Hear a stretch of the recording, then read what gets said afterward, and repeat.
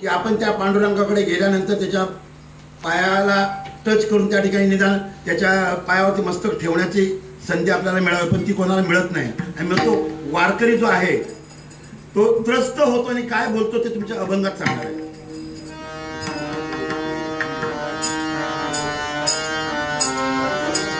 पंढरीच्या पांडुरंगाचं दर्शन एकदा घ्यायचं आहे, प्रेम भवे तयाला शरण एकदा जायचं आहे, मरणापूर्वी एकदा तरी वारी करून यायचं आहे, मरणापूर्वी एकदा तरी वारी करून यायचं आहे, कारण शेवटी आपल्याला सर्वांना तिरडीवरून जायचं आहे।